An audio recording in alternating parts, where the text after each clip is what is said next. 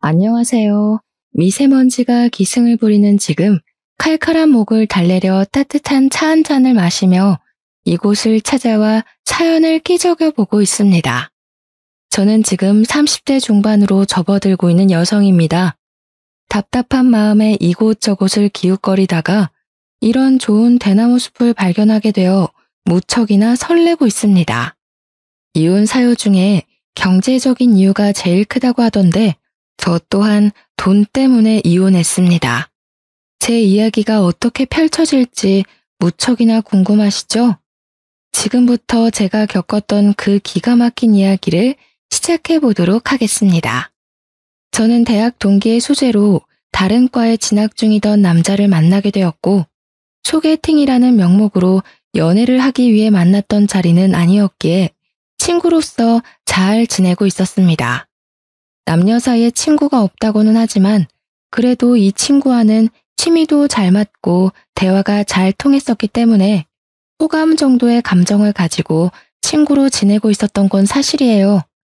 대학을 졸업하던 시기에 운이 좋게 제가 먼저 취업을 하게 되었고, 군대를 다녀오느라 복학이 늦어졌던 친구는 저보다 더 늦게 취업이 되었습니다. 더군다나 저는 정말 하늘이 도운 건지 뭔지 전공을 살려서 대기업에 취업을 당당하게 할 수 있었는데, 친구는 학점 관리도 제대로 못하고 자격증도 따지 못하는 상황이었습니다. 막상 취업을 할 시기가 되니 발등에 불이 떨어진 상태로 이리저리 아무 곳이나 면접을 보게 되었고, 결국에는 중소기업으로 취직을 하게 되었습니다. 제가 대기업에 취업을 한 이후 친구의 취업 준비를 돕고 같이 시간을 많이 보내다 보니까 저는 자연스럽게 호감이 연애의 감정으로 변하게 되었습니다. 하지만 선뜻 제가 만나자고 이야기를 할 수 없었던 게, 친구는 취업이 가장 중요한 시기였고 대기업에 입사를 한 저에게 살짝 자격지심이 있었기 때문이에요. 제가 마음을 은근히 비치며 고백을 하자 본인이 대기업에 취직을 하지도 못했고 저랑은 수준에서 차이가 나는 것 같다면서 저와 연애는 못하겠다고 하더라고요. 그때 포기를 했었다면 제 인생은 달라졌을까요? 저는 오기가 생겨서 가지지 못한 그 친구를 가지고 싶다는 생각에 1년을 더 쫓아다니고 결국 연애에 성공을 하게 되었습니다. 연애를 시작하니까 좋더라고요. 저에게 보여주었던 자격지심도 많이 사라졌고, 저는 남자친구를 위해 기꺼이 을이 되는 연애를 했습니다. 2년을 연애하고 제가 먼저 프로포즈까지 해가면서 결혼을 성공했습니다. 그만큼 제가 좋아했기 때문에 가능한 일이었다고 생각합니다. 결혼을 약속한 이후 당연한 수순으로 양가가 한자리에 모여서 덕담도 하고 가게의 상황을 나누는 상견례를 진행하게 되었는데, 시모가 저에게 딱 그러더라고요. 예, 아가. 남자보다 돈 더 많이 번다고 콧대가 높으면 안 된단다. 넌 항시한 사람으로서 남편을 떠받들고 살아야 된다. 알겠니? 너가 좋은 회사에 다닌답시고 우리 아들 무시해서는 안 된다 이 말이야. 옆에서 시부도 고개를 끄덕끄덕거리면서 맞는 말 한다고 거드시는데, 저희 부모님 표정이 순식간에 차가워지셔서 저는 이쪽 저쪽 눈치를 보게 되었습니다. 재아가, 우린 너희에게 거는 기대가 많단다.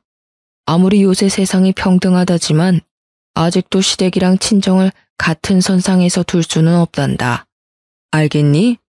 항상 시댁 어른들을 깍듯이 모실 줄 알아야 해. 아직 결혼을 결정한 것도 아닌데 말씀이 지나치십니다. 남녀 평등한 사회 아닙니까? 누가 높고 낮음이 없는 사회라 이 말입니다. 그러니 양가에서 관심을 끊어주셔야지요. 시댁이 높고 친정이 낮다는 그런 말은 다 옛날 말입니다. 요즘 트렌드를 모르시네. 그러자 시부의 표정이 뚱하게 바뀌더니 아들이 둘도 아니고 하나밖에 없는데 그럼 며느리도 하나이지 않겠냐고 며느리한테 효도받고 싶다고 대놓고 말하셨습니다. 시모도 그게 뭐가 문제냐는 식으로 자기는 딸 같은 며느리를 원했다면서 앞으로 서로 잘 지내보자고 하셨어요. 그 말이 꼭 저에게 효도를 강요하는 것처럼 들리더라고요.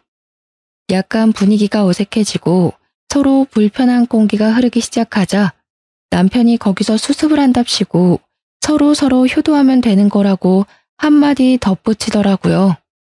저희 부모님께서는 이런 집에 저를 시집 보내는 게 아무리 생각해도 마음에 걸린다면서 상견례 자리가 끝나자마자 저를 말리셨습니다. 하지만 저는 이미 남편에게 푹 빠져버린 상황이었고 너무너무 좋은데 뭘 어떻게 하겠습니까? 부모님 가슴에 대못을 박아버렸습니다.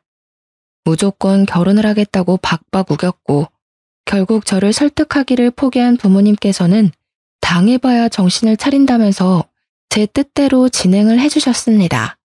그렇게 삐걱거림으로 시작했던 결혼 생활은 생각보다 훨씬 더 행복했었습니다.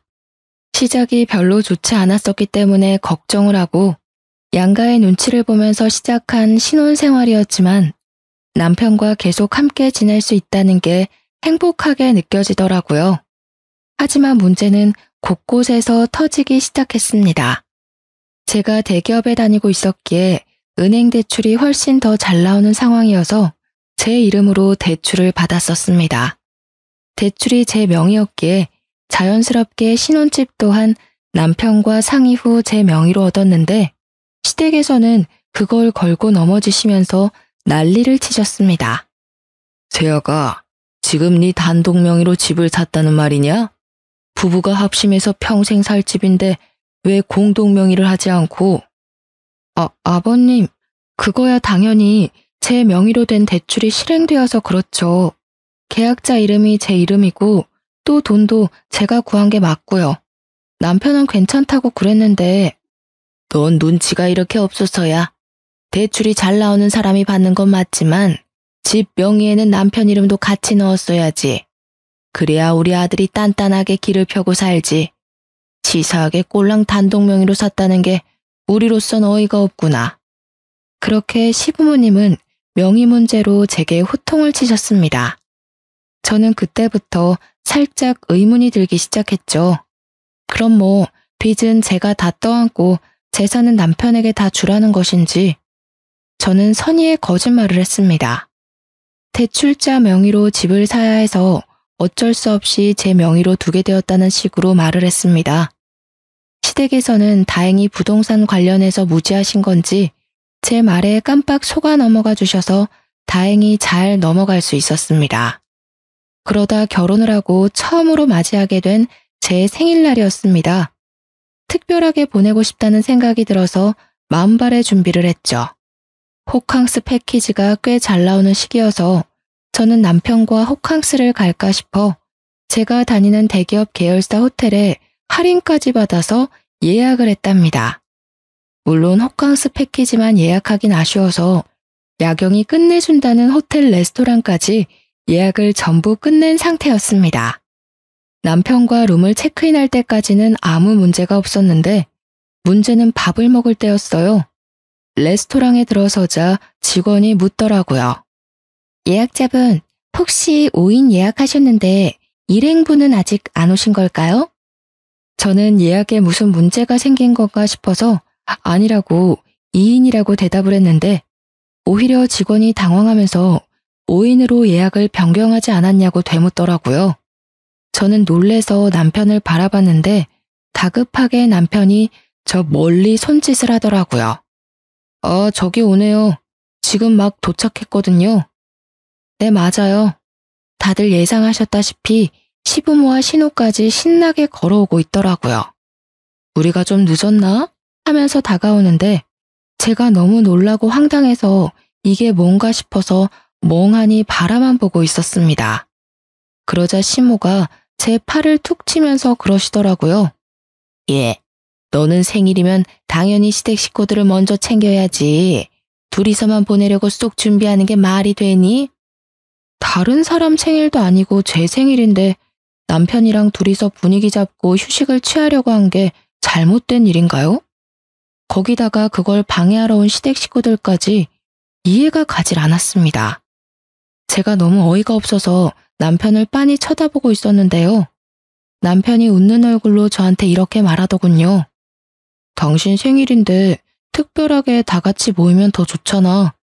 함께 보내는 생일이 더 기억에 남는 법이지.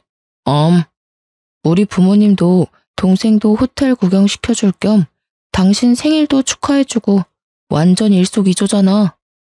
이런 멍청한 남편의 말 한마디에 숨이 턱턱 막히기 시작했습니다. 이왕 이렇게 된 거 밥만 먹고 피곤하다는 핑계로 빨리 헤어져야겠다 생각을 하고 있었는데 망할 신우가 어이없는 소리를 하더라고요. 언니, 이 호텔 수영장이 그렇게 유명하다면서? 무슨 인피니트 풀이 어쩌고 하던데. 그래서 나 수영복 챙겨왔잖아. 내일 아침에 수영하고 조식 먹고 체크아웃하면 딱이겠다.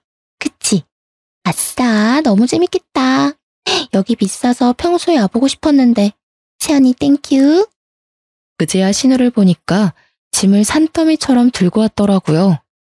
남편이 우리가 호캉스를 하기로 했다고 말을 한 건지 신나서 방방 뛰는데, 아니 제 생일인데 도대체 왜 신우가 수영하고 노는 꼴을 봐야 하는지, 그 뒤치다꺼리를 왜 제가 해야 하는지 진짜 기가 막혔습니다.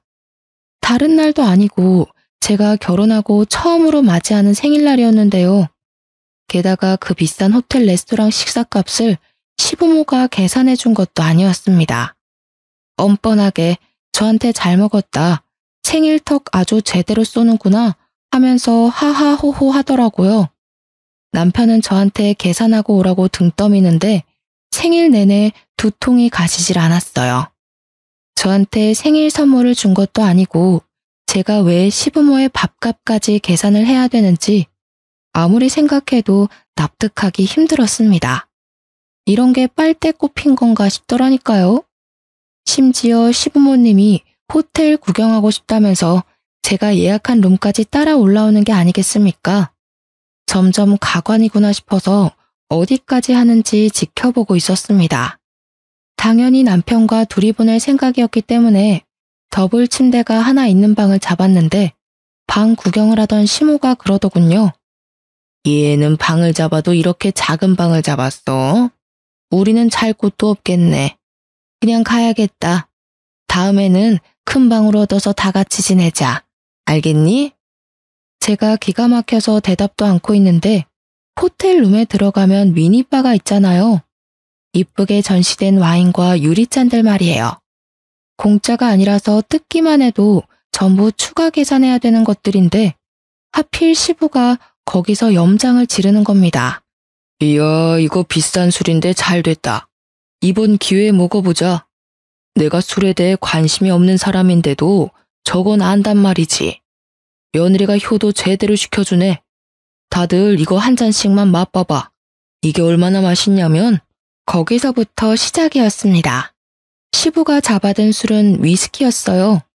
꽤 독한 술인데도 냅다 열어서는 와인잔에 콸콸 따라서 한 입 털어 넣더라고요. 두 눈을 의심했습니다. 그게 얼마나 비싼지 예상이 안 돼서 손이 달달 떨려왔어요. 아버님, 그거 다 돈 내고 마셔야 하는 건데 그렇게 뜯어버리시면 어떡해요? 참다 제가 한마디를 했더니 시부가 두 번째 잔을 따르면서 껄껄 웃는 겁니다. 대기업 다니는 우리 며느리 생일인데 당연히 이 정도는 며느리가 쏘는 거 아니냐? 효도가 별거야. 이런 걸로 하는 거지. 아무튼 우리 며느리 한 잔만 하고 갈 테니까 쉬어. 그러더니 그 자리에서 한 병을 모조리 다 마시는 게 아니겠습니까? 그 술을 다 마실 때까지 신우는 자기 침대처럼 저희 부부가 사용할 침대에 씻지도 않고 누워서 휴대폰 게임을 하고 있었고요. 시모는 TV 채널 돌리면서 이게 재밌네 저게 재밌네 내내 남편 붙잡고 이야기를 하고 계셨습니다. 저는 난장판이 되어버린 호텔룸을 보면서 좌절과 절망을 고스란히 느끼고 있었고요. 술을 끝까지 드신 시부는 취한 것 같다고 운전을 못하겠다고 하시더라고요. 생각해보니 시부가 차를 끌고 왔는데 냅다 술부터 드시고 본 거죠. 저는 대리를 부르려고 했는데 시부가 자기 차를 남에게는 못 맡긴다면서 남편에게 데려다 달라고 하는 게 아니겠습니까? 그런데 진짜 우리 남편도 경우가 없긴 매한가지였네요. 시부한테 차키 달라고 하면서 대리비도 아까운데 자기가 데려다 주겠다고 시부모를 챙겨서 나가는 게 아니겠습니까? 그리고 신우는 도대체 왜 버티고 있는 건지. 결국에는 저랑 신우랑 둘이 덜렁 호텔에 남겨졌고 신우가 씻고 오겠다고 하길래 그냥 자포자기한 심정으로 휴대폰을 만지고 있었는데 신우가 화장실에서 나오질 않더라고요.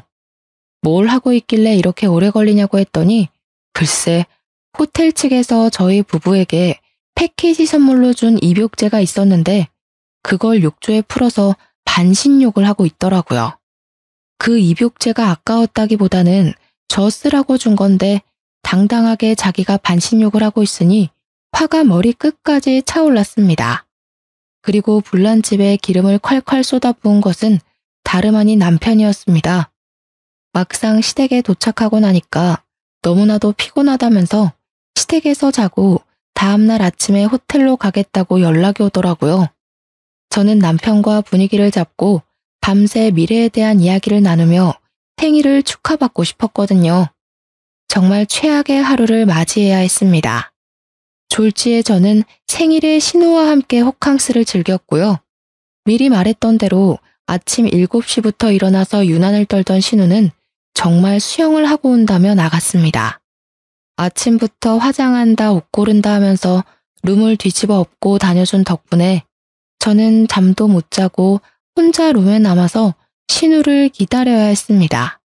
정신 나간 신우는 수영장에서 실컷 놀다 온 꼬락서니로 남편 대신 본인이 조식을 먹겠다면서 저한테 조식 먹으러 가자고 하더라고요. 남편 몫에 조식까지 해치우고 체크아웃을 하고 나서 저는 빨리 도망을 치려고 했는데 신우가 저를 붙잡는 게 아니겠습니까? 언니, 내가 깜빡하고 지갑을 안 들고 온 거 있지? 택시 타고 우리 집으로 가자. 어차피 오빠도 우리 집에 있으니까. 자포자기한 심정으로 신우랑 택시를 타고 시댁에 도착해서 남편에게 전화를 했습니다. 시댁에 발을 들이고 싶지 않아서 나오라고 했더니 저한테 잠깐 집에 들어오라고 시부모님한테 인사는 하고 가야 하지 않겠냐고 하더라고요. 그래도 여기까지 온 거 인사만 드리고 가야겠다 싶어서 시댁에 발을 들였더니 시모가 저한테 점심은 먹어야 하지 않겠냐고 물어보았습니다. 저는 집에 가서 남편이랑 밥을 먹을 생각이었지만 시댁에서 먹고 가는 게 편하겠다는 생각이 들어서 네, 먹어야죠. 그랬더니 시모가 저한테 그럼 밥을 차리라는 겁니다. 며느리가 해준 밥상 얻어먹어보는 게 소원이었는데 이렇게 이뤄지네. 내가 너 생일이라서 위약금 불려놨다. 밥 차려 얼른. 저는 얼떨결에 부엌으로 끌려가서 밥을 차리게 되었습니다. 제가 진짜 기가 막혀서 웃음이 나오더라고요. 혼자 피식피식 웃으면서 밥을 차리고 있는데 시부가 쓱 다가오더니 저한테 센스가 없다면서 며느리가 이리 센스가 없어서 되겠냐고 구시렁거리는 겁니다. 왜 그런가 했더니 전날 위스키 한 병을 콸콸 쏟아부어서 숙취가 있는데 콩나물국이 아니라 미역국을 끓여놨다고 타박을 하시는 거였습니다. 너무 열이 받아서 제가 국 끓이던 국자를 냅다 싱크대에 집어던졌습니다. 꽤 세게 부딪혔는지 옆에 놓여져 있던 그릇이 깨졌더라고요. 쨍그랑 하는 소리가 울리자 시모랑 남편이랑 전부 부엌으로 달려왔습니다. 해도 너무하신 거 아니에요? 생일날 밥 차리라고 하는 것도 화가 나는데 콩나물국을 안 끓이고 미역국을 끓이냐고요? 어제 저희 부부되고 처음으로 맞이하는 생일이라서 분위기 좀 내보고 싶었는데 그것까지 다 망치시고 제가 여기에 밥하러 온 사람인가요? 생각해도 해도 너무하시네요.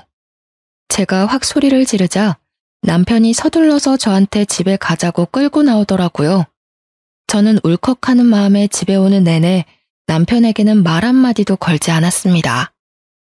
여보, 표정이 왜 그래? 삐졌어? 또 대답을 안 해주네. 원래 이러면서 시댁이랑 친해지는 거야. 여보가 시댁에 점수도 따고 이쁜 짓을 해야지 우리 부모님도 아들 장가 보낸 거 후회 안 하실 거 아니야. 그 말을 듣는데 운전 중인 남편 뺨 한 대 올려붙이고 싶었습니다. 진짜 속에서 천불이 나더라고요. 눈에서 눈물이 맺히고 말았습니다. 무슨 이야기를 해도 남편이 알아들을 것 같지가 않았습니다. 남편의 머리에는 본인 부모님만 세상에서 제일 착하신 분이라고 각인이 되어 있는 거예요. 뭐? 그럼 내가 점수를 따야 되니까 지금 이 상황에서 화를 내면 안 된다 이 말이니? 대체 왜 며느리가 시댁에 점수를 따야 되니? 그 생각 자체가 잘못된 거야. 거짓말까지 하고 대리효도 바라는 거니? 내가 사람을 한참 잘못 봤네. 당신 지금 엄청 실수한 거야. 알아? 에이, 대리효도라니. 난 당신이 조금이라도 시댁이랑 사이좋게 지내면 좋을 줄 알고 그런 거지. 선의의 거짓말 몰라? 난 나이 드신 우리 부모님이 고생 같은 거 안 하고 편하게 사셨으면 좋겠어. 그러니까 당신도 좀 이해해주라. 진짜 정 떨어지게 왜 그래? 솔직히 당신을 낳은 부모님이니까 당신이 효도하는 건 맞지만 나는 당신 부모님과 피 하나 섞이지 않은 남이야. 근데 왜 점수를 따야 되고 왜 대리 효도를 바라니? 넌 처가에 효도할 생각은 하나도 없지? 계속 이딴 식이면 나 진짜 가만 안 있어. 남? 어떻게 우리가 남이야? 말 진짜 서운하게 한다. 호텔 비용이 많이 나와서 화났구나. 에이, 내가 다음 달에 갚을게. 나라면 억만금을 들여서라도 가족 간에 돈 쓰는 거 안 아끼고 어떻게든 사다 주려고 하겠다. 나는 내 동생, 내 부모뿐만 아니라 당신 집안에도 전 재산 다 털어줄 수 있어.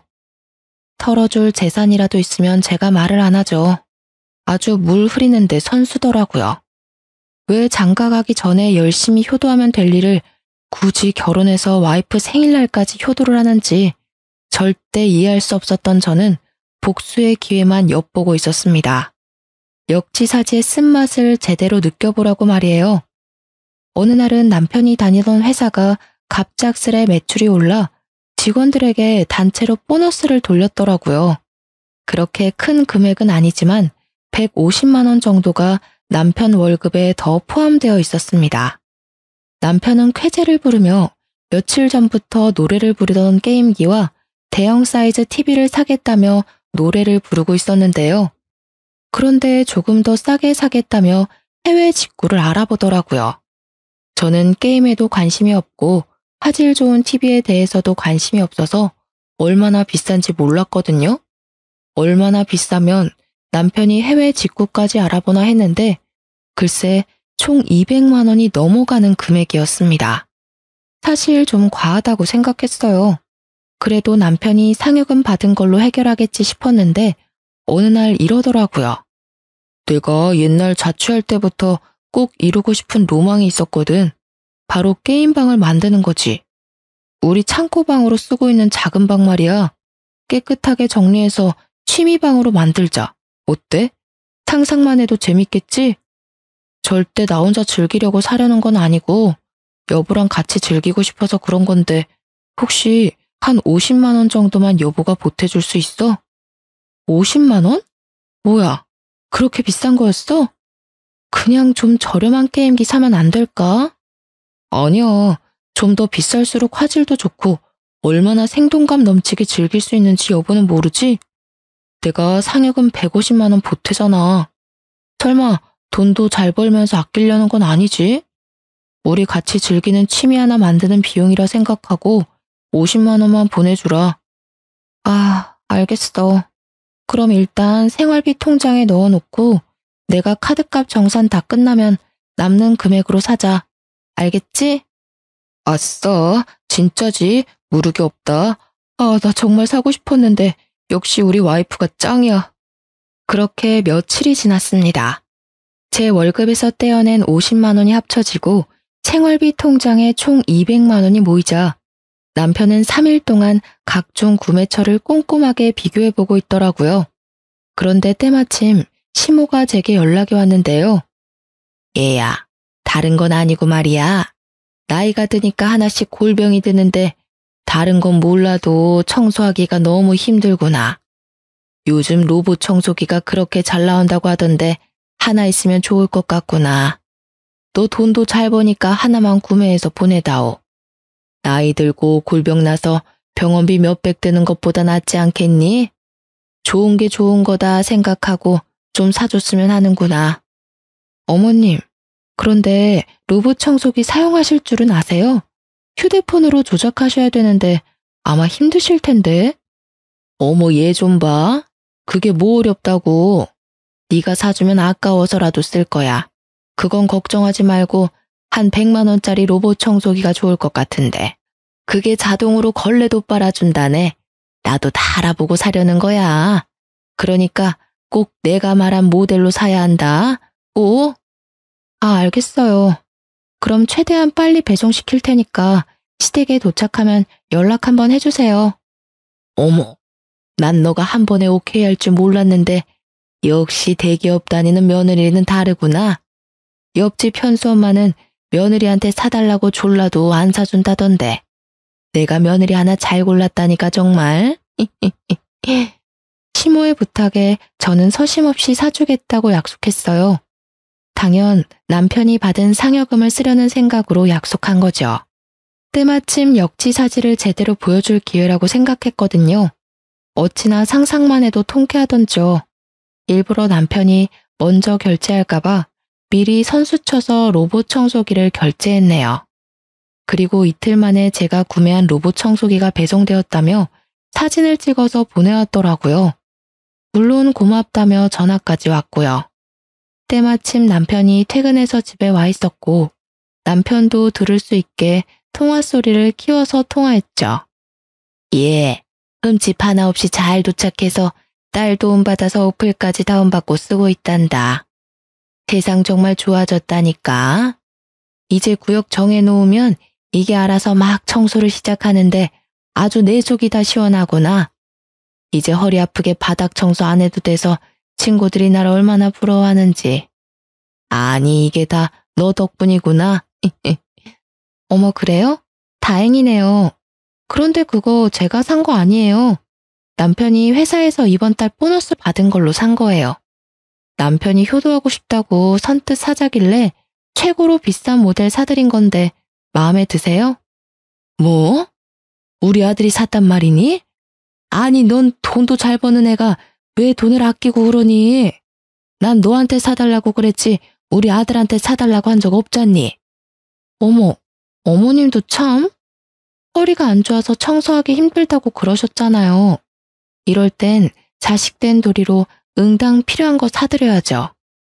제가 마침 대출금 낸다고 모아둔 돈이 한 푼도 없어서 남편 상여금 받은 거 좀 썼어요. 그래도 청소기 만족하시죠? 아유, 이거 이미 뜯어서 환불도 안 될 텐데 내가 며느리 장난에 당했구나. 다음에 절대 그런 짓은 하지 말거라. 알겠니? 끊는다. 그렇게 통화를 마쳤더니 남편이 저를 빤히 쳐다보더라고요. 속으로 설마 그 돈을 다 썼어? 하는 표정으로 말이에요. 그래서 확인 사살을 시켜주기 위해 얼른 생활비 통장 잔액을 확인해 보라고 그랬죠. 정확히 200만 원이 사라진 내역을 본 남편이 빨개진 얼굴로 야! 라고 크게 소리를 지르더라고요. 여보, 장난이지? 빨리 돌려놔. 나 진짜 오늘 저녁에 진짜 결제하려고 그랬단 말이야. 응? 장난 아닌데? 왜? 시부모님이 몸이 안 좋으셔서 로봇 청소기가 필요하다는데 그럼 안 사줘? 당신이 나한테 그랬잖아. 효도하고 살아야 된다고. 그리고 같이 쓰면 더 좋을 테니까 내가 특별히 친정에도 같은 모델로 선물해줬어. 나 착하지? 뭐? 그럼 100만 원짜리를 진짜 2개씩이나 샀단 말이야? 당신 진짜 왜 그러냐? 나 정말 2년 전부터 이거 사고 싶었는데 알고도 이런 짓을 꾸며? 이런 짓이라니 말이 너무 심하다. 내 생일날 당신이 나 몰래 가족들 주렁주렁 달고 와서도 내가 화 한 번 안 냈잖아. 다 시부모님한테 점수 따는 거라고, 오히려 좋은 거라고 그랬잖아. 그리고 친정 부모님도 쓰고 다 같이 쓰면 더 좋잖아. 아니야? 우리 부모님도 사위가 사주는 거라고 하니까 얼마나 얼굴이 환해지던지. 당신이 봐야 된다니까. 특별히 내 돈도 50만 원 보탠 거니까 너무 억울해하지 않아도 돼. 당신 참 속 깊은 사위라고 친정에도 점수 따게 해줬으니까. 나한테 오히려 좋아야 되는 거 아니야? 아니, 그건 그 뜻이 아니라고. 시댁에만 잘하면 되지. 꼭 처갓집까지 똑같이 사주냐? 너 저번에 호텔에 가족들 데려간 걸로 나한테 안 갚음하려고 그런 거지? 와, 내가 속았네, 속았어. 완전 사기 결혼 당한 기분이야. 뭐? 지금 사기 결혼이라고 그랬니? 그럼 나는 어떻겠어?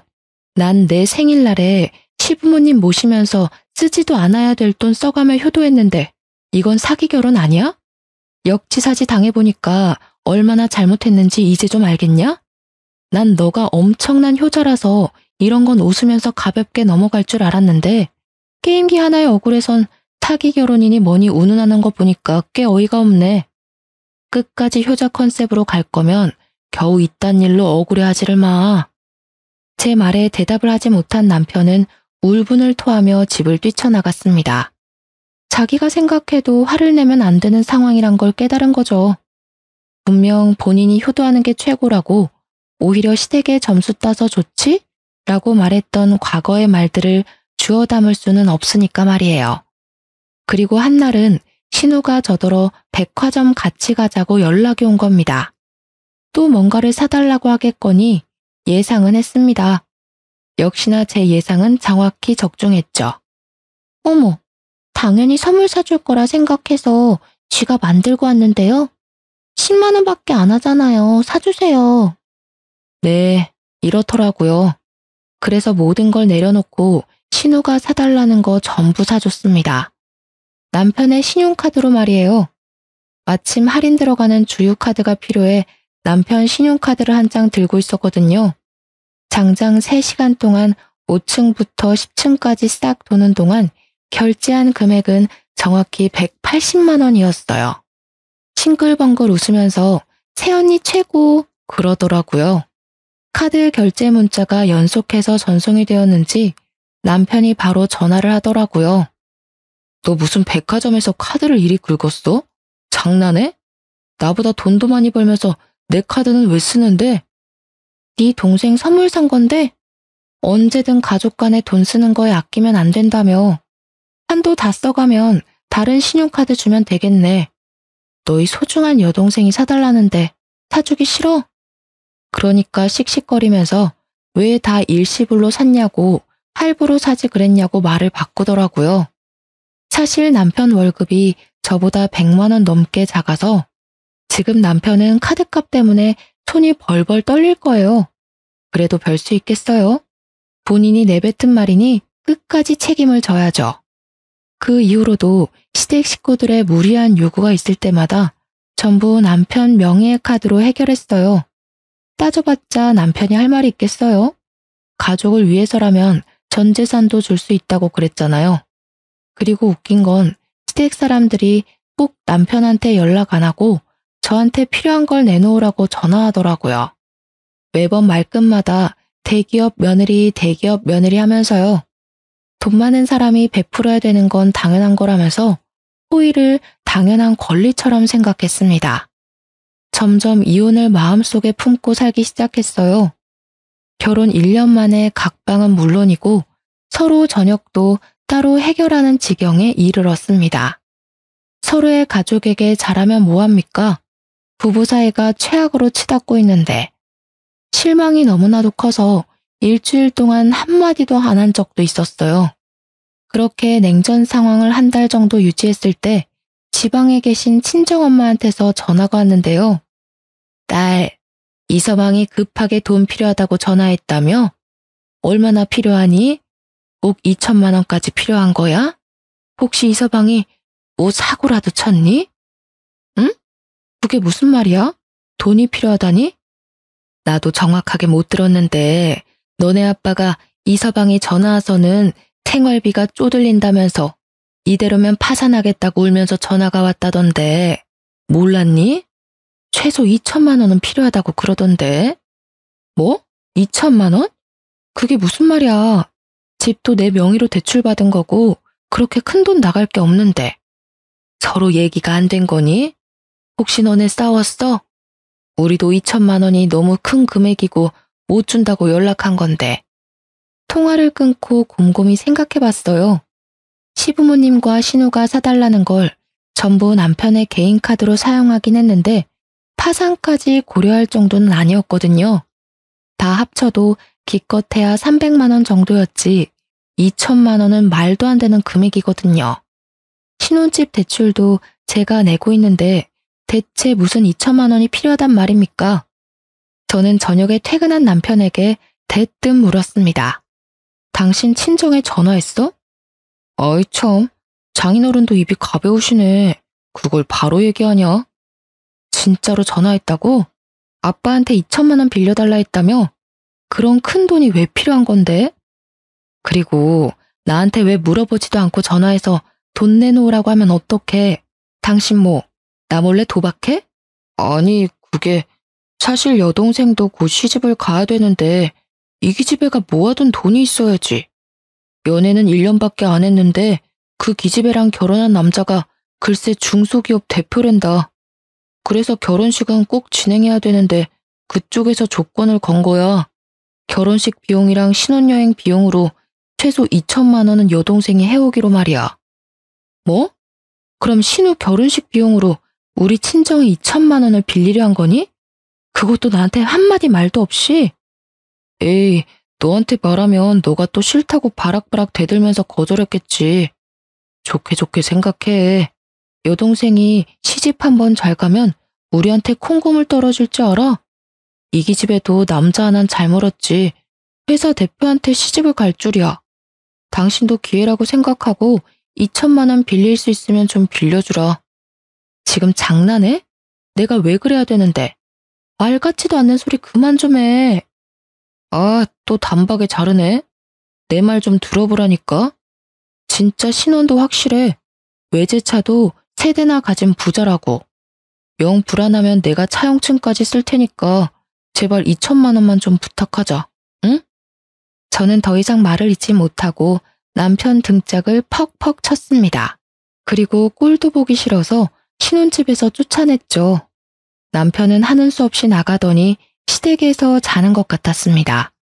그리고 친정에는 2천만 원 줄 필요 없으니 무시하라고 말해뒀고요. 그런데 다음 날부터 시모가 난리를 치는 겁니다. 돈 나올 구멍이 저희 친정밖에 없다는 이유로 돈을 요구했습니다. 뭐 가족끼리 필요하면 빌려줄 수야 있죠. 그런데 남편과 시모의 태도가 불만인 겁니다. 거의 날강도가 따로 없어요. 처음에 남편이 친정에 말도 안 하고 돈 빌리려다 딱 걸린 것도 모자라서 이젠 당당하게 돈 달라고 하는 것 좀 보세요. 여러분도 어이없으시죠? 제가 왜 이혼을 안 하는지 말이에요. 저도 이미 콩깍지가 벗겨진 지는 오래였고 남편에 대한 정도 다 사라진 지 오래예요. 그저 적당히 이혼할 기회를 엿보고 있었습니다. 이혼이 서로 합의가 안 되면 소송까지 가야 되고 그럼 저는 돈과 시간을 쏟아부어서 이혼해야 되니까요. 그래서 조용히 있었던 겁니다. 가만히 있으면 먼저 이혼하자는 소리가 나올 것 같았거든요. 아니나 다를까 2주 정도 무시했더니 드디어 한 통의 문자가 도착했습니다. 전화를 안 받으니까 문자로 왔더라고요. 이년아, 우리가 갚는다잖니 이 쫌생이 같은 거사. 사돈은 가지고 있는 농지만 팔아도 2천만 원 충분히 만들 수 있지 않니? 그런데 왜 안 빌려줘? 너 같은 독한 년은 나도 필요 없다. 돈 안 빌려줄 거면 이혼해. 넌 처음부터 마음에 안 들었어. 문자를 받자마자 남편에게 그대로 보냈습니다. 1분 만에 전화가 오더라고요. 너네 엄마가 이혼하라네? 넌 어떻게 생각해? 이혼이 애들 장난도 아니고 그냥 돈만 빌려주면 끝날 일인데 왜 자존심 피워선. 미안한데 상황 파악 못하니? 이혼할 거면 빨리 정해. 합의 이혼할지 아니면 소송 이혼할 거니까 그렇게 알아. 뭐? 소송? 당신 그렇게 이혼이 쉽니? 이런 건 이혼 사유 축에도 못 껴. 우리 엄마가 뭐 구박을 했니? 아님 시집살이를 시켰니? 지금 네 태도가 너무하다 생각 안 해? 왜 이혼 사유가 안 된다고 생각해? 생일날 거짓말치고 시부모 데려온 너랑 사사건건 나한테 하나라도 더 뜯어먹으려는 시댁이랑 친정에 2천만 원까지 빌려달라는 너 같은 놈 때문에 소송은 아주 손쉽게 끝날 것 같은데? 아니야? 아, 너 진짜 독하구나. 됐고, 이 집은 내가 대출받아서 들어오고 내 명의니까 넌 그냥 문만 나가. 알겠어? 합의 이혼한 걸로 알고 시댁엔 네가 말해. 니네 엄마가 이혼하자고 말 꺼내서 이혼당한 거라고 시댁 가서 똑똑히 전해. 한번 마음을 먹고 일을 진행하니 일사천리로 모든 것이 이루어지더라고요. 남편 물건과 옷가지들 전부 다 시댁에 보내버렸고 그 이후로 시모와 시부가 번갈아 전화가 왔는데 딱히 말씀드릴 필요는 없겠네요. 저에게 독한 년, 혼자 살아서 얼마나 잘 되는지 보자 라는 내용이 다였거든요. 어떻게 보면 다행이죠. 아직 애도 없고. 회사도 달라서 이혼 후에도 전 남편과 불편하게 계속 마주칠 일도 없고요. 또 회사를 그만두지 않아서 다니던 대기업에서 이를 악물고 일했답니다. 제가 사주를 또 믿는 편인데 33살 이후로 막힌 운세가 좀 핀다고 그러더라고요. 우연인지 모르겠지만 32살에 이혼을 했고 잘못된 인연으로 막혀있던 제 운이 탁 하고 트였나 봐요. 회사에서 프로젝트도 성공적으로 이끌어서 같은 연차인 동료들 중 승진을 가장 빨리 했네요. 이혼이 원동력이 돼서 매일 일에 미쳐 살았더니 월급이 더 빨리 오르더라고요. 요새는 돈 모으는 재미 하나로 살고 있네요. 그렇다고 너무 일만 하지는 않고요. 주말마다 근교의 카페를 놀러 가거나 최근엔 취미로 클라이밍을 배우고 있어요. 그리고 주제넘는 말일 수는 있겠지만 모든 게 지나고 보니 비록 콩깍지가 씌었지만 한 사람을 사랑해서 결혼까지 했다는 거에 후회는 없어요. 그 사람 덕분에 오히려 저 스스로 깨달은 게 많아요. 저는 혼자서 더 잘 살 수 있는 사람이었어요. 누군가에게 의존하려는 사람이 아니었던 거죠. 이혼하면 더 불행해지는 거 아닐까 겁내는 사람들도 많던데 저는 독립적인 성격이라 결혼하면 더 불행해지지 않았을까 생각해요. 아, 그리고 전 남편 여동생 있잖아요. 중소기업 대표랑 결혼한다고 난리치더니만 그 남자 순 사기꾼이었대요. 왜 말로만 듣던 제비였던 거죠. 외제차도 대출받아서 산 거고 회사도 속이고 집도 없는 카포였대요. 어떻게 알게 되었냐면 전 남편이 이혼을 물으자며 제 눈앞에 무릎까지 꿇고 빌더라고요. 그날은 제가 승진턱을 쏘기로 했던 날인데요. 그래서 동료와 선임 몇 분을 데리고 고깃집을 갔어요. 그런데 전 남편을 딱 마주친 거죠. 1년도 안 돼서 고기 굽는 알바생이 되어 있더라고요. 너무 뜬금없죠? 그런데 진짜 땀 삐질삐질 흘리면서 손님상에 고기를 직접 구워주고 있는데 하필이면 제가 동료들과 그 가게를 들어간 거예요. 저는 사실 이혼하고 주변 동료들에게 왜 이혼했는지 세세히 말해주진 않았거든요. 그런데 전 남편 덕분에 동료들도 다 알게 되었네요. 여보, 나 진짜 당신한테 잘못해서 벌 받나 봐. 어? 우리 결혼식 올릴 땐 좋았잖아. 그 행복했던 기억으로 돌아가면 안 될까? 미쳤어? 사람 쪽팔리게 왜 이래? 너 효자잖아. 우리가 왜 이혼했는지 기억 안 나? 나한테 이거 사달라 저거 사달라 하는 시부모 막아주지도 못하고 우리 친정에는 농지 팔아서 2천만 원 구해달라고 난리치고 그게 인간이니? 그땐 내가 당신이랑 이혼까지 할 줄은 몰랐지. 지금도 후회돼. 그 2천만 원, 그 자식은 순 사기꾼 자식이었어. 내가 그 자식한테 속은 게 화가 나서 직접 찾아가서 주먹 다짐까지 했다니까. 근데도 바보 같은 동생은 2천만 원 꿀꺽한 사기꾼 자식이 뭐가 좋다고 우리 사랑 가로막지 말라면서 가출까지 했어. 내가 어이가 없어서 말이 안 나오더라니까. 그게 나랑 무슨 상관인데? 내가 이런 말을 왜 듣고 있어야 하지? 우린 이혼했잖아. 뭐? 그러니까 독한 년은 이악 물고 이혼해서 잘 먹고 잘 살고 승진도 했는데 네 꼬라지는 그런 것 같지는 않네. 뭐 빈대 같은 니네 부모님 감당하려니까 똥구멍이 아주 찢어지겠지? 어쩌냐? 넌 평생 망해가는 너네 집안의 튼튼한 기둥으로서 더 열심히 돈 벌길 바래. 사람들 앞에서 창피하지도 않은지 무릎까지 꿇더라니까요. 전 남편을 뒤로하고 사장님한테 다가가 직원 교육 다시 시키라고 말하고 나왔네요. 그리고 동료들 데리고 다른 가게 가서 먹었어요. 여러분들도 이런 결말을 혹시 예상하셨나요? 앞으로 제가 혼자의 몸으로 헤쳐나갈 일이 많겠지만 다시는 연애나 결혼을 선택하진 않을 듯 싶어요. 다른 사람을 위해서가 아닌 저 스스로를 위해 오늘도 열심히 살아가고자 합니다. 지금까지 긴 사연 들어주셔서 감사합니다.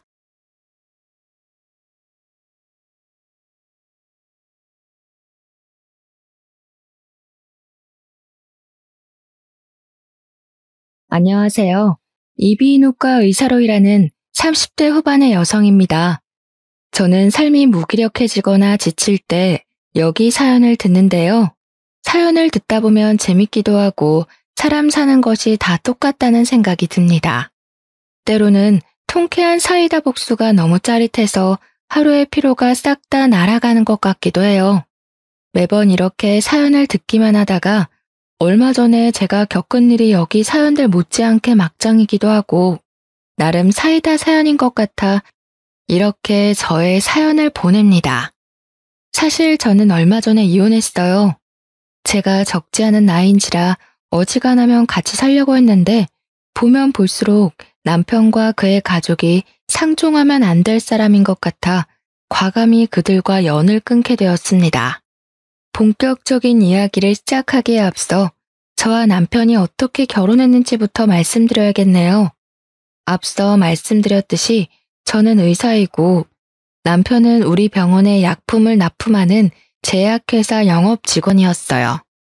남편이 우리 병원에 업무차 자주 왔고 오가며 얼굴 도장을 찍다가 가랑비에 옷 젖듯 서로에게 호감이 생겨 결혼까지 하게 되었습니다. 결혼식과 신혼여행을 무리 없이 진행하고 시댁에 처음으로 인사를 드리러 갔는데 시어머니가 갈비찜과 잡채를 아가씨에게 던지며 크게 구박하더라고요.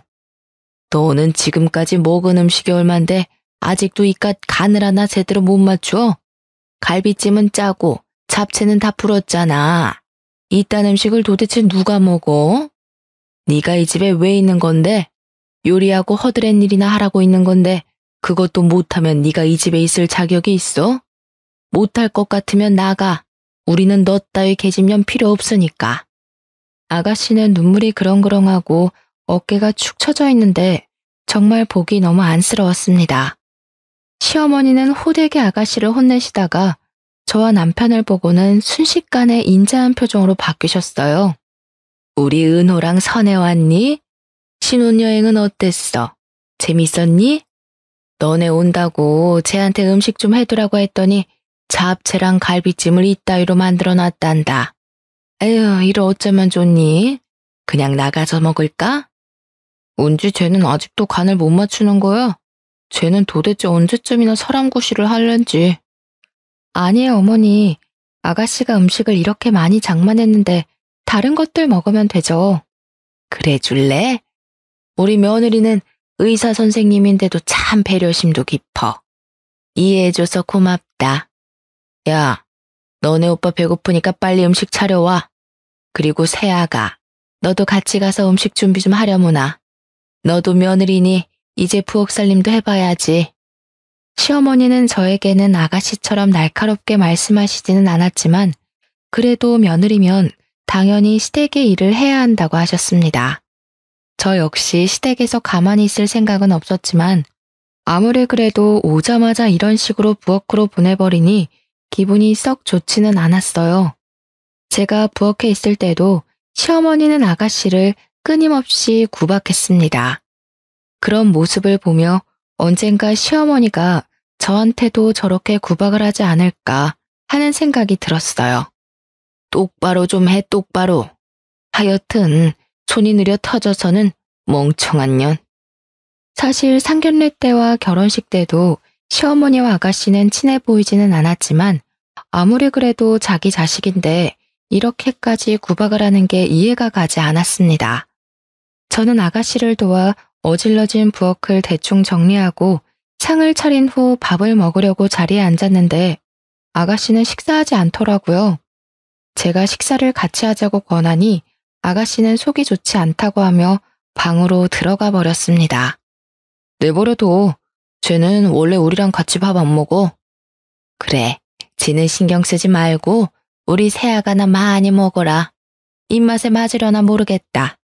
갈비찜이랑 잡채도 없고 상이 너무 부실하구나. 시어머니는 상이 부실하다고 하며 걱정하셨지만 상 위에는 굴비에 밀푀유나베, 낙지볶음 등 음식이 한가득 차려 있었습니다. 이렇게 맛있는 음식이 많았지만 저는 아가씨가 신경 쓰여서 음식이 잘 넘어가지 않았어요.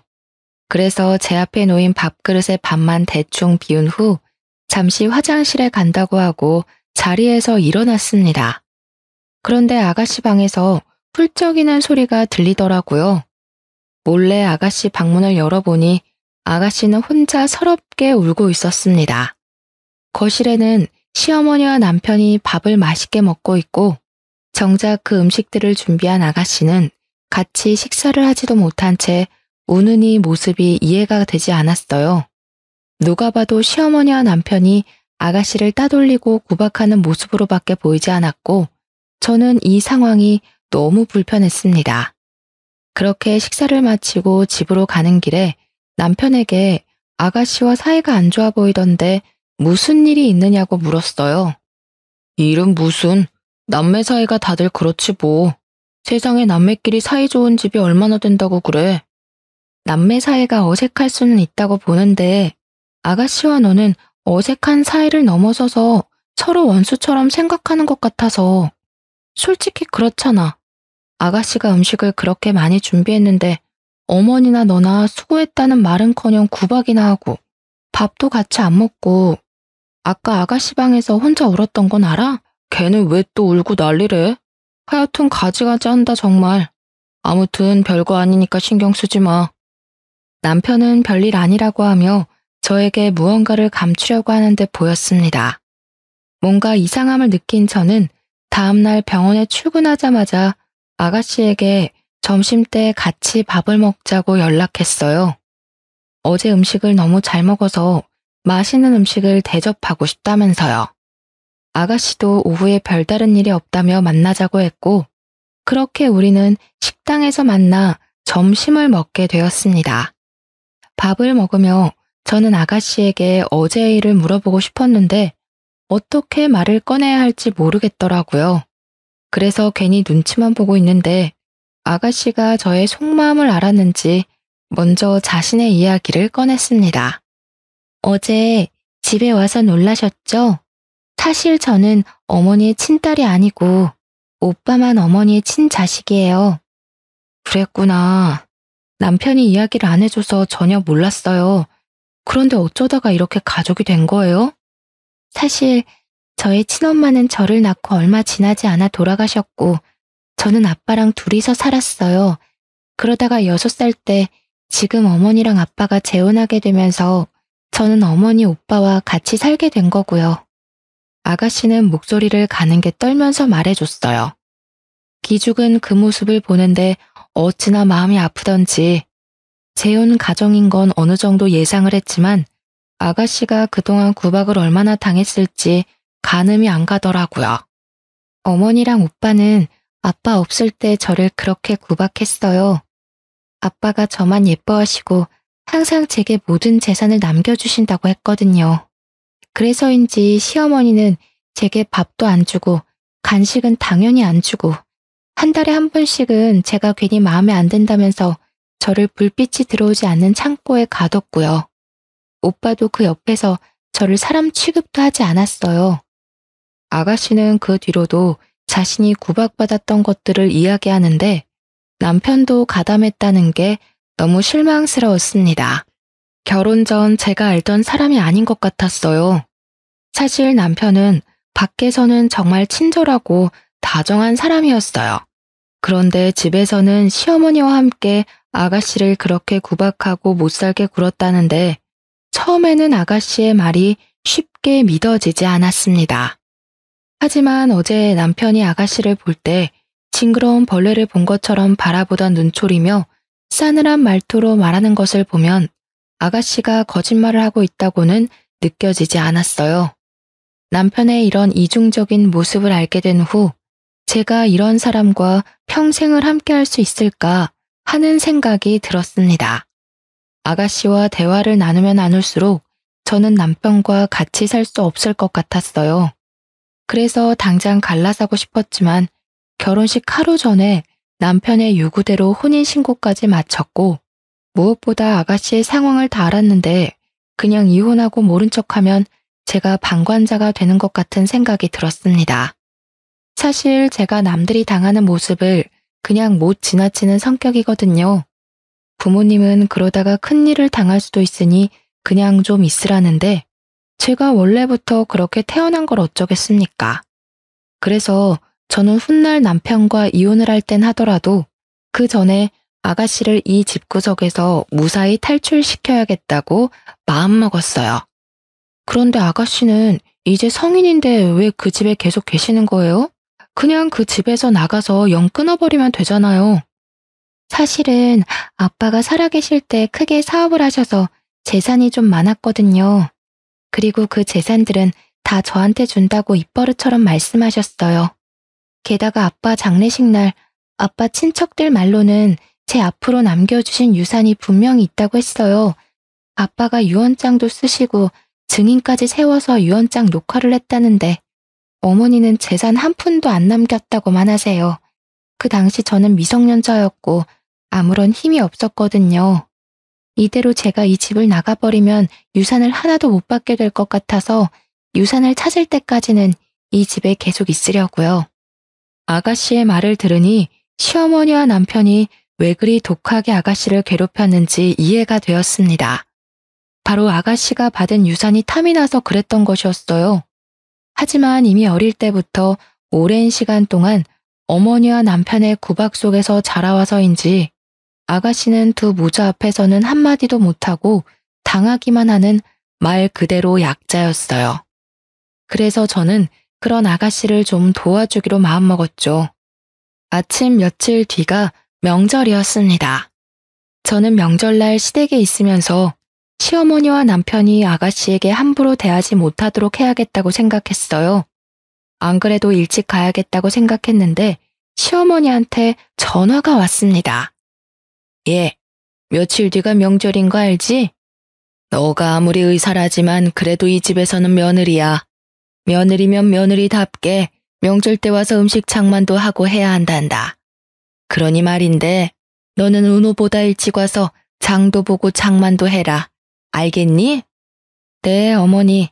안 그래도 그러려고 했어요. 그러면 명절 전날 진료 마치고 바로 시댁으로 가면 되는 거죠? 그냥 아예 그 전날 진료를 빼버릴 수는 없니? 할 일도 많고 너는 며느리니까 내가 이것저것 알려줄 것도 있고 말이야. 아무래도 너는 그동안 공부하고 병원 일 하느라 집안일은 하나도 모를 것 아니냐?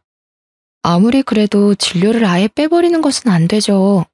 게다가 요새 감기며 독감 환자 얼마나 많은데요. 시어머니는 아예 명절 전날부터 와서 제가 일을 해주기를 바랬지만 제가 집에서 노는 것도 아니고 일하는 게 그게 가능하겠습니까?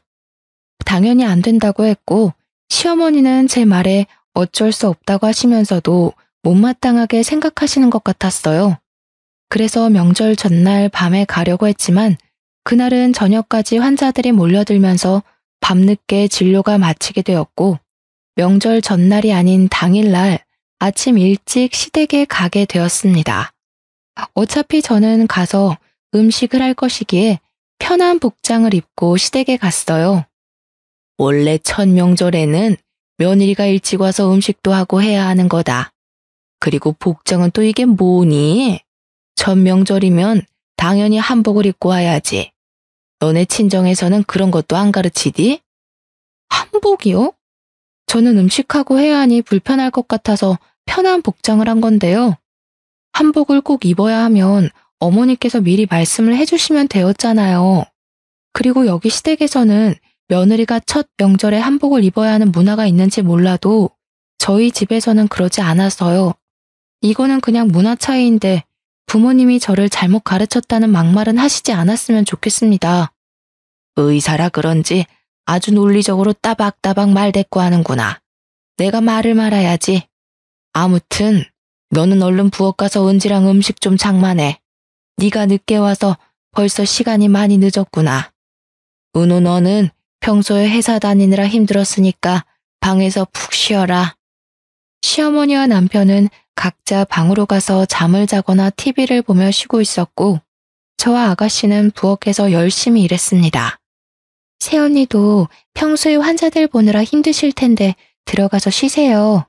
저 혼자 다 할 수 있어요. 아니에요. 저도 같이 해요. 사실 제가 음식을 많이 해보진 못해서 큰 도움은 안 되겠지만 그래도 설거지라도 도울게요. 아가씨는 제 말에 이 집에서 옆에 같이 있어주는 것만으로도 든든한 힘이 된다고 했습니다.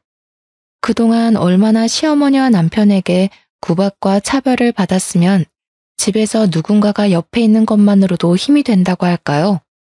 저는 이런 아가씨에게 든든한 버팀목이 되어주고 얼른 아버지의 유산을 찾게 도와주고 싶었습니다. 아가씨와 대화를 나누며 음식 장만을 거의 마치고 식사 시간이 되어 상을 차린 후 시어머니와 남편을 불렀어요. 식사를 시작하는데 시어머니가 남편 앞에는 갈비찜을 밀어넣고 아가씨 앞에는 김치나 나물 반찬만 주더라고요. 심지어 아가씨가 손을 뻗어 갈비찜을 먹으려고 하자 시어머니는 아가씨의 손등을 때리셨습니다. 이 상황에서도 남편은 시어머니가 준 갈비찜을 아주 맛나게 뜯어먹고 있었죠. 저는 그 꼴이 너무 얄미워서 남편 앞에 있던 갈비찜 그릇을 아가씨 밥그릇 바로 옆에다가 두었습니다. 선혜야, 갈비찜 먹고 싶은데 그걸 제 옆에다가 두면 나나 우리 아들이 먹기 힘들잖아. 어머니, 나이 많은 사람들은 소화 능력이 떨어져서 갈비찜 같은 거 많이 드시면 소화 안 돼서 고생하세요. 어머니는 식이섬유가 풍부한 나물이나 김치 같은 거 많이 드시고요. 아가씨 같은 젊은 사람들은 앞으로 힘차게 살아야 하니 갈비찜 같은 단백질을 많이 먹어야 해요. 아무리 그래도 그렇지 우리 아들 은호도 젊은 사람인데 먹어야 할 것 아니냐. 게다가 은호는 너네 집 책임질 가장이야. 그러니 당연히 우리 아들이 잘 먹어야지. 저희 남편 회사 식당에서 엄청 잘 먹어요. 매일 고기 반찬 나오던데요. 사람이 매일 고기 먹으면 체내 지방만 쌓여서 건강에 더 해로워요. 그리고 실질적으로 우리 집 가장은 바로 저예요. 제가 남편보다 월급이 더 많은 거 아시죠? 집도 제 명의고요. 여기서 갑자기 그런 말이 왜 나와? 집 못해 갔다고 시비 거는 거야 뭐야? 시비라기보다는 시어머니한테 사실 확인해드리는 거야. 솔직히 결혼할 때 형편이 넉넉하지 않다고 내가 살던 집에서 신혼살림 차리고 혼수도 다 내가 했는데 이 정도도 말 못하냐? 제 말에 남편과 시어머니는 더는 말을 이어가지 못했습니다. 그 뒤로도 시어머니와 남편은 아가씨를 괴롭히고 구박하려 했지만 그럴 때마다 저는 아가씨 옆에서 아가씨가 못했던 말들을 대신 다 해줬어요. 그렇게 명절이 지나고 집에 오니 남편은 표정이 좋지 않았습니다. 너 무슨 갱년기야? 도대체 우리 엄마랑 나한테 왜 그렇게 시비야? 우리는 원래 은지랑 그렇게 살았어. 원래 그렇게 사람을 구박하면서 살았으니 당연한 거라고. 그게 말이 돼?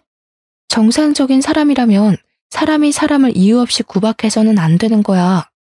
우리가 이러는 이유가 있다고. 사실 은지 걔 우리 엄마 친딸 아니야. 돌아가신 아버지와 엄마 재혼하셨고 은지는 아버지 딸, 나는 엄마 아들이라고. 그래서 이러는 거야. 그러니까 너도 우리 집 일에 자꾸 나서지 말고 그냥 그러려니 하고 살아. 너야 뭐 항상 화목한 가정에서 잘 지냈겠지만 우리 집은 아니라고. 재혼 가정에다가 남매면 서로 친하지 않을 수는 있어. 그런데 친하지 않는다고 너와 너네 엄마처럼 사람을 그렇게 구박하는 건 아니야. 무슨 초딩들도 아니고 다 큰 어른들이 그게 뭐니? 먹는 거로 치사하게 차별하고 말이야. 치사? 우리 엄마가 지금 치사하다는 거야? 와, 너 도대체 우리 집을 어떻게 생각하길래 그런 말을 해? 어떻게 생각하기는 콩가루 집안으로 생각하는 거지 뭐. 그날 남편과 저는 대판 싸웠고 그 뒤로도 계속 냉전 상태였습니다. 저는 솔직히 남편이 아가씨를 사람 취급도 하지 않고 자신의 행동이 잘못된 것조차 모르고 당연하다고 여기는 모습에 크게 실망했어요. 남편 역시 자꾸 자기 집안일에 간섭하는 제가 불편하고 싫었는지 저를 피했고 회사 일이 바쁘다는 핑계로 매일 야근에 주말에도 계속 출근한다고 집에 거의 있지 않았습니다. 이미 부부간의 정은 뚝 떨어진 상태였고 마음 같아선 그냥 이혼해버리고 싶었지만 이혼해버리면 평생 아가씨를 돕고 싶어도 도와주지 못할 것 같아 억지로 결혼 생활을 유지하고 있었어요. 그렇게 몇 주 뒤 시어머니의 생신날이 다가왔습니다. 저는 그날이 토요일이라 쉬는 날이기도 하고 시어머니 생신이라고 아가씨와 저에게 음식을 만들라고 할 것이 분명하기에 외식을 제안했으나 시어머니는 저녁 때 친구들과 한정식 집에서 먹기로 했다면서 점심은 집에서 먹자고 하시더라고요. 그래서 저는 시댁에 출장 뷔페 음식을 주문했습니다. 시어머니 생신날 시댁에 가니 이미 제가 주문한 음식들이 거실에 차려져 있었고 거실과 부엌 사이에는 엄청 비싼 브랜드의 명품 옷이 걸려 있었어요. 이 옷 엄청 비싼 옷 아니에요? 그래, 역시 너는 볼 줄 아는구나. 오늘 저녁 친구 모임에 이 옷 입고 가려고. 세아가, 내 생일이라고 이렇게 음식들 주문해줘서 고맙구나. 어서 먹자. 이은지, 너는 세연이 잘 만나서 호강한 줄 알아. 음식은 제가 한 것보다는 100배 맛있구나. 입에 맞으신다니 다행이에요. 참, 어머니 생신이라서 용돈 준비했어요. 우리 며느리가 통이 크네. 뷔페 음식도 주문하고 용돈도 주고 말이야. 고맙다. 며느리는 이렇게 내 생일이라고 용돈을 주는데 은지 쟤는 음식도 못해 용돈도 안 줘. 이 집에 얹혀 사는 연인 주제에 뭐 하나 제대로 하는 것도 없으니 이 집에서 아무짝에도 쓸모가 없어. 그럼 우리 엄마가 이 집에서 쟤 키운다고 얼마나 고생했어. 그런데도 쟤는 저렇게 은혜를 모른다니까. 사람이 덜 된 거지. 아가씨는 시어머니의 말에 화가 많이 나 보였습니다. 시어머니가 아가씨를 정성 들여 키운 것도 아니고 그렇게 구박과 차별을 해댔는데 그럼에도 불구하고 일말의 죄책감은커녕 오히려 더 많은 것을 요구하는 모습이 뻔뻔스러워 보이기까지 했어요. 게다가 그 옆에 맞장구 치는 남편의 말 역시 아주 기가 막혔죠.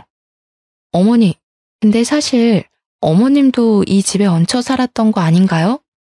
이 집 돌아가신 아버지가 결혼 전부터 사셨던 집이었다면서요. 그렇게 따지면 어머님이 얹혀 사신 년이 되죠. 아닌가요? 제가 아주 해맑은 표정으로 이렇게 말하자 시어머니는 당황하며 어쩔 줄 몰라 하는 표정을 지으셨습니다. 어머, 왜 이리 당황하세요? 제가 무슨 말 실수라도 했나요? 그런데 어머님, 생각해보면 어머니 아들도 저한테 얹혀 사는 중이네요. 저의 집, 제가 원래 살던 제 집이잖아요. 그 안에 들어간 살림살이도 다 제가 제 돈으로 산 것이고요. 어머니도 아버지한테 얹혀 사셨고 어머니 아들도 저한테 얹혀 사네요? 모자간에 참 잘도 얹혀 사시네요. 너 지금 우리한테 엿먹으라고 비꼬는 거지? 무슨 그런 섭섭한 소리를 하세요? 저는 그냥 부러워서요. 저는 열심히 일해서 돈 벌어서 제 집을 장만했는데 어머니도 그러고 남편도 그러고 남의 집에 잘 얹혀 살고 계시잖아요. 그런 것도 능력이라면 능력이죠. 원래 대다수 사람은 얹혀 살면 눈치 보여서 눈치를 안 줘도 눈칫밥도 먹기도 하거든요. 그런데 어머니도 그러고 남편도 그러고 둘 다 눈칫밥 먹지는 않는 것 같아서 대단하고 부러워서 그래요. 생일날 너랑 입씨름하고 싶지 않구나. 됐고 그냥 케이크나 먹자. 이은지, 너는 어느 정도 식사가 맞춰가면 눈치껏 케이크 좀 잘 나오고 해야지 어쩜 그렇게 애가 둔하니? 그동안 아가씨가 음식 차리고 하느라 고생하셨으니까 제가 케이크는 부엌 가서 잘 나올게요. 저는 자리에서 일어나 부엌으로 향했습니다. 부엌으로 향하는 길에는 저녁 때 입고 가신다던 어머니의 명품 옷이 걸려 있었고 아가씨가 이 명품 옷보다도 못한 대접을 받는다는 생각이 들었어요. 그 순간 저는 왠지 모르게 화가 치밀었고 저는 손이 미끄러진 척하면서 생일 케이크를 그대로 시어머니의 명품 옷에 내리 꽂아버렸습니다. 아이, 야! 그게 얼마짜리 옷인 줄 알아? 너 왜 여기다가 케이크를 던져? 내가 똑똑히 봤어. 어머, 죄송해요. 요새 환자들이 너무 많아서 그런지 가끔 손에 힘이 확 풀리더라고요. 그래서 그만 케이크를 놓쳐버렸네요. 조심 좀 하지 그랬어. 야, 이은지, 너 빨리 안 일어나? 일어나서 얼른 저거 잘 닦아. 얼룩 하나도 안 남게 손빨래 하라고. 오늘 저녁에 저 옷 입고 가야 하는데 어떻게 정말? 어머니, 제가 옷을 더럽혔잖아요. 그러니까 아가씨가 굳이 할 필요 없죠. 그리고 이거는 명품 옷이라서 세탁소에 맡겨야 할 것 같은데 제가 책임지고 세탁소에다가 깨끗이 드라이클닝 해달라고 할게요. 아, 그런데 여기 앞에 세탁소가 현금 장사를 하시더라고요. 그러니 아까 제가 드린 용돈 좀 다시 주시겠어요? 너는 치사하게 줬다 빼앗는 게 어디 있니? 그럼 어떡해요? 이 옷 보니까 물 세탁도 안 되는 것 같은데 그냥 세탁기에 돌려드릴까요? 오늘 저녁 때 입고 가시려고 했는데 이를 어쩌나? 제가 명품 옷을 들고 세탁기가 있는 베란다로 가자 시어머니는 안 된다고 하며 어쩔 줄을 몰라 하셨습니다.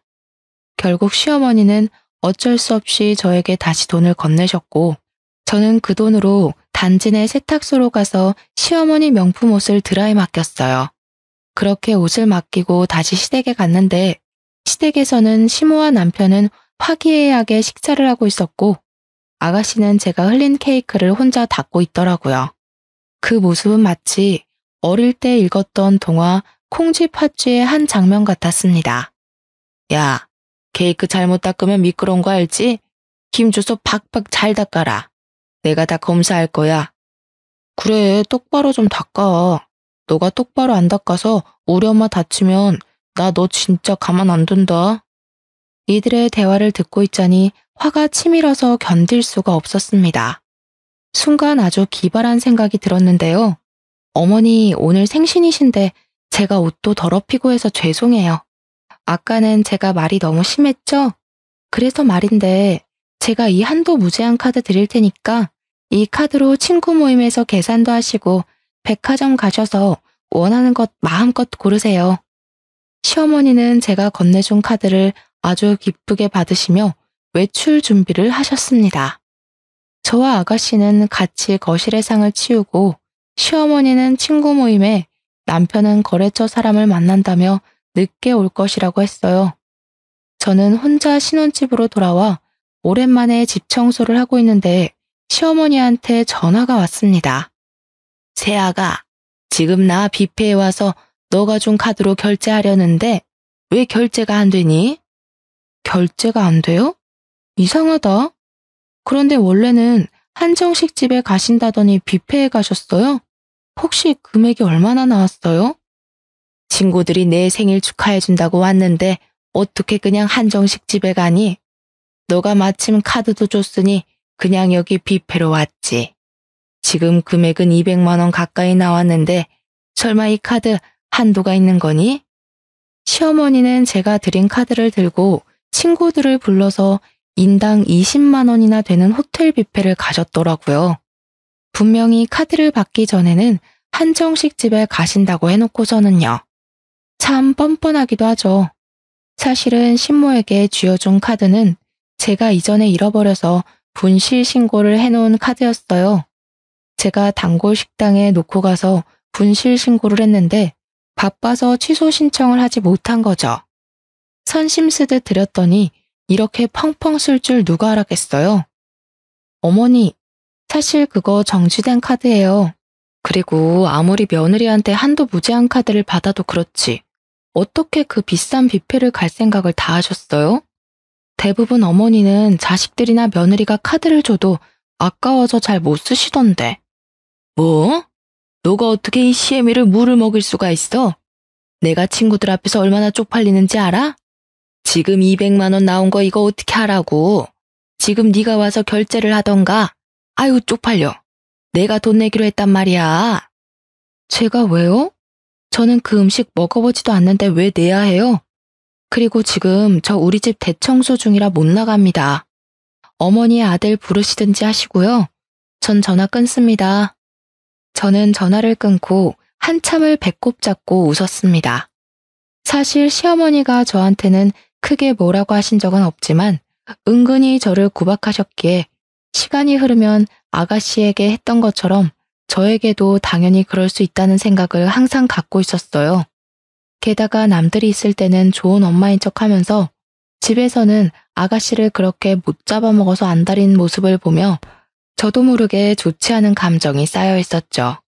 그래서인지 시어머니가 이렇게 쩔쩔매는 모습을 상상하니 왠지 모르게 참 통쾌했어요.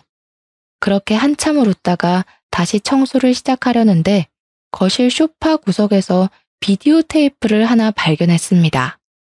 생각해보니 저번에 제가 집에 늦게 왔을 때 남편이 소파 밑에서 무언가를 몰래 하다가 깜짝 놀라던데 그때 남편이 이 비디오 테이프를 숨겼나 봐요.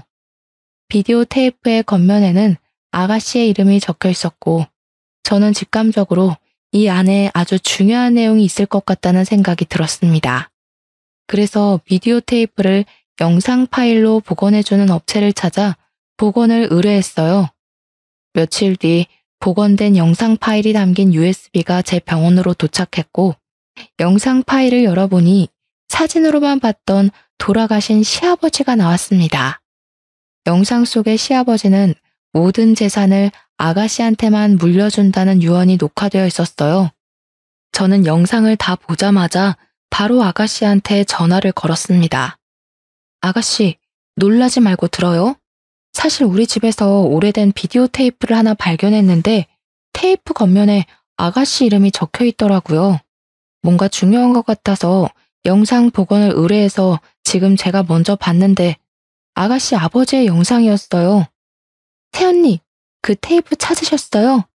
사실 얼마 전에 어머니랑 오빠가 아버지의 유언에 관해 대화하는 내용을 얼핏 들었는데 분명 오빠가 어디에다가 뒀다고 했는데 제가 집에서 찾지를 못했거든요. 우리 집에 두면 제가 쉽게 찾을 것 같아서 일부러 언니 집에 뒀나 봐요. 그래서 이게 우리 집에 있었구나. 그래도 잘 됐어요. 제가 먼저 보고 영상 파일도 복원했으니까요. 우리 얼른 변호사 사무실에 가봐요. 오늘 제가 일찍 퇴근할 수 있는데 오후에 잠깐 만날 수 있어요? 새언니, 너무 감사해요. 언니는 저의 은인이세요. 그럼 이따가 오후에 봬요. 그날 오후 아가씨와 저는 약속한 장소에서 만나 바로 변호사 사무실을 찾았습니다. 변호사는 시아버지의 영상 파일을 보더니 유언의 형식을 아주 잘 갖춰서 녹화하셔서 유언의 효력이 있다고 하셨어요. 게다가 유산 상속의 공소시효가 10년밖에 안 되는데 시아버지가 돌아가신 지 9년째라서 유산 상속 소송도 충분히 가능하다고 하셨습니다. 1년만 더 늦게 발견했으면 공시시효가 끝나 소송도 걸어보지 못하게 될 뻔했는데 정말 다행이었어요. 아가씨는 당연히 시어머니와 남편을 상대로 소송을 진행했습니다. 다음날 환자들을 진료하며 정신없는데 밖에서 아주 시끄러운 소리가 들려 나가보니 시어머니가 와 계셨어요. 시어머니는 저를 보자마자 제 머리채를 잡아 뜯으려고 하셨습니다. 간호사들은 시어머니를 말리려 했지만 저는 일부러 CCTV가 아주 잘 보이는 곳으로 시어머니를 유인해서 머리채를 잡혀드렸어요. 머리채를 잡은 시어머니는 저의 등이며 팔을 사정없이 때리셨습니다. 야, 네가 어떻게 나한테 그럴 수가 있어?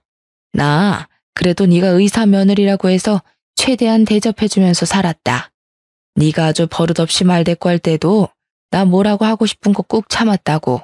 내가 그렇게 널 아꼈는데 이은지 그 계집년이 뭐라고 어떻게 내 뒤통수를 쳐? 너 이은지한테 유산 상속 소송 걸라고 부추겼다면서? 어쩜 이렇게 은혜를 원수로 갚아? 네가 그러고도 사람이야? 어머님, 저 이렇게 때리시면 폭행죄로 위자료 청구할 건데 괜찮으세요?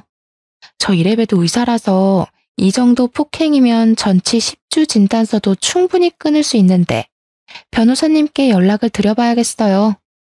지금 저 CCTV로 폭행에 대한 증거도 충분히 찍힌 것 같은데.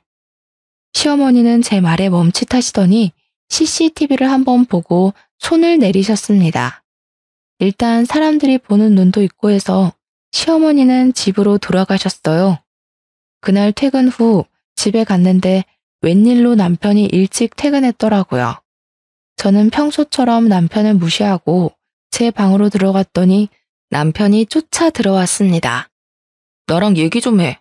그래, 솔직히 말해서 우리 은지 걔 재산 탐이 났어. 그래서 그동안 은지 쫓아내려고 구박 좀 했다. 1년만 더 버티면 그 재산 상속 소송도 걸 수 없다면서 그냥 1년만 네가 모른 척하면서 우리 엄마랑 잘 좀 지내면 안 돼? 그럼 우리가 유산 일부는 너한테 따로 줄게. 그러니까 은지한테 잘 말해서 유산 상속 소송 취하 좀 시켜주라. 응? 부탁이다. 무슨 말도 안 되는 소리를 해? 나는 너네 엄마랑 잘 지낼 마음 눈꼽만큼도 없고 너랑도 잘 지낼 마음 없어. 그러니까 내 집에서 나가. 그냥 썩 꺼지라고. 저는 남편을 제 집에서 쫓아내고 현관의 비밀번호도 바꿔버렸습니다. 남편은 집 앞에서 한동안 난리를 치다가 옆집 주민들이 시끄럽다고 항의하자 어디론가 가버렸어요. 저는 남편의 옷가지며 남편의 모든 짐을 다 캐리어에 대충 꾸겨 넣고 이것들을 다 퀵으로 보내버렸습니다.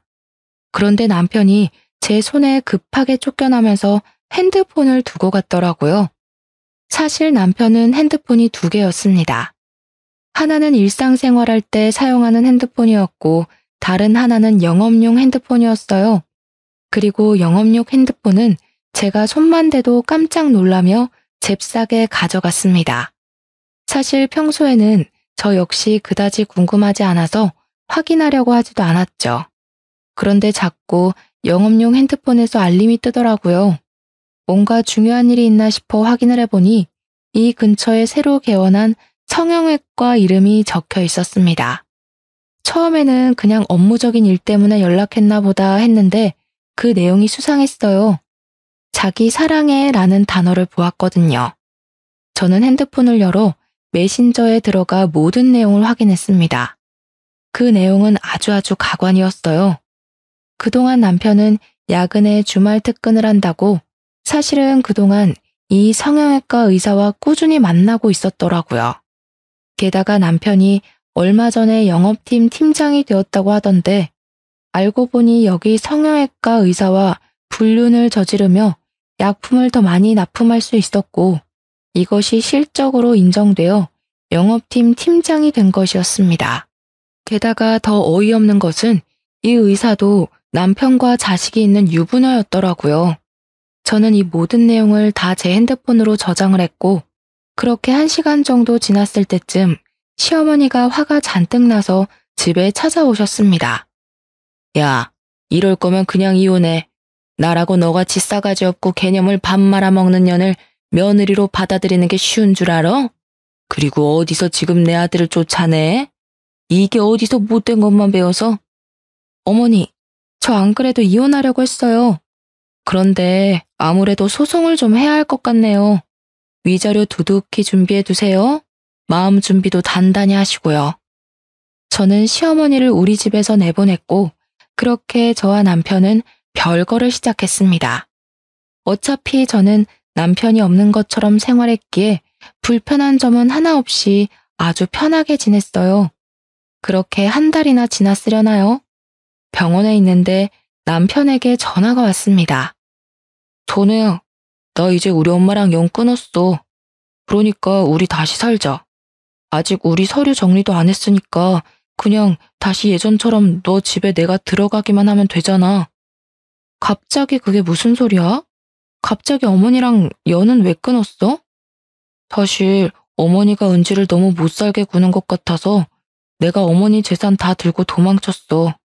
어머니한테 잘하는 척하면서 다 내 명의로 빼돌려놨으니까 이제 나 부자야. 우리 그러니까 다시 같이 합치자. 응? 엄마가 더는 너한테 뭐 못하도록 내가 잘 막을게. 그래? 잘했네. 그럼 이제 그 재산 다 나한테 가져오면 되겠네. 응? 우리 그럼 이제 합치는 거지? 합쳐? 합치기는 뭘 합쳐? 너 새로 개원한 성형외과 의사랑 불륜 저지르고 다녔더라. 내가 이 사실 알면서도 바로 너랑 이혼 안 한 이유가 뭔지 알아? 너한테 소송 때려서 위자료 받으려고. 네가 돈 생길 때까지 참은 거야, 이 멍청아.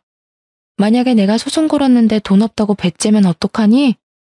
이제 너한테 마음 놓고 이혼 소송 걸 수 있겠다. 고마워. 알려줘서. 저는 그날 바로 변호사 사무실을 찾아가 남편에게는 이혼 소송을, 성형외과 의사에게는 상간녀 소송을 진행했습니다. 그리고 동네 맘카페에도 익명의 힘을 빌려 성형외과 의사가 유부녀인데 제약회사 다니는 남자 직원과 불륜을 저지른다고도 글을 올렸어요. 게다가 시어머니는 제 병원에서 저의 뺨도 때리고 머리채도 잡았잖아요. 시어머니한테도 폭행죄로 소송을 걸었습니다. 당연히 저의 모든 증거가 아주 유용하게 사용되어서 남편과 이혼하고 저는 위자료를 두둑히 받았습니다. 남편은 당연히 자기가 다니던 회사의 소문이 쫙 나서 자연스럽게 잘리게 되었고, 성형외과 역시 동네에 소문이 쫙 퍼져서인지 어느 날 가보니 문을 닫았더라고요. 아가씨 역시 유산 상속 소송에서 승소하여 아버지의 유산을 받을 수 있었습니다. 이렇게 모든 것이 제자리로 돌아온 후 아가씨가 잠시 저에게 만나자고 연락이 왔어요. 새언니 덕에 제 모든 것을 찾았어요. 새언니가 저를 모른 척하지 않고 도와주셔서 꼭 이 은혜 갚고 싶어서 그런데 오피스텔 하나 선물로 드려도 될까요? 아니요. 제가 뭘 도와준 게 있다고. 그냥 제 성격이 조금 유별나고 여기저기 참견 많이 하고 다니는 성격이라 그런 거예요. 제가 원래 좀 불의를 참지 못하는 그런 성격이거든요. 그래서 학교 다닐 때도 누가 왕따 시키면 가만두지 않았어요. 아무튼 아가씨 모든 것을 다 찾아서 다행이에요. 이제 그 돈으로 아가씨 공부도 하고 대학도 가고 멋진 남자도 만나서 결혼도 하고 해요. 저는 아가씨의 제안이 너무 부담스러워서 거절했습니다. 대신 앞으로 그 돈으로 아가씨 본인의 멋진 인생을 살라고 했죠. 그렇게 한 일주일이 지났을까요? 갑자기 우리 병원 건물주가 바뀌었는데 제 병원은 월세를 받지 않겠다고 연락이 왔습니다. 알고 봤더니 아가씨가 우리 병원 상가를 유산으로 산 거예요. 아가씨 말로는 상가에 투자 좀 해보고 싶어서 샀다고는 했는데 사실은 저한테 무료로 임대하려고 했던 것이었습니다. 저는 그런 아가씨의 마음에 너무 고마웠고 그 뒤로 아가씨와 지금까지 친자매처럼 잘 지내고 있어요. 아, 그리고 아가씨는 얼마 전에 대학교 간호학과에 입학했어요. 제 병원에 취업해서 같이 일을 하고 싶다고 하면서요. 아가씨는 오랜만에 하는 공부가 힘들기는 하지만 그래도 아가씨가 원래 공부를 잘해서인지 학교 생활에 잘 적응하고 입학할 때 장학금까지 받았답니다. 남편과 시어머니는 저와 아가씨의 소송으로 모든 재산을 다 털린 후 지금은 집도 없고 직장도 없고 거지가 되어 찜질방을 전전하고 다니고 있습니다. 사실 제가 결혼하고 시댁과 싸우며 참 힘들기도 하고 결혼을 후회했는데 그래도 그 힘든 과정을 지나고 나니 아가씨라는 너무 마음씨도 착하고 멋진 동생을 만나게 된 것 같아 다행이라는 생각이 들어요. 이렇게 만나게 된 인연의 끈을 놓지 않고 죽을 때까지 친자매처럼 서로 연락하고 함께 살아가 보려고 합니다. 저의 이야기 어떠셨나요? 글솜씨가 부족해서 이해가 잘 안 되는 부분이 있다 하더라도 너그럽게 이해해 주시고 재밌게 들어주셨으면 좋겠습니다. 요새 날씨가 일교차가 커서 감기 환자가 많네요. 다들 건강에 유의하시고 그럼 오늘 남은 하루도 행복하게 보내세요. 감사합니다.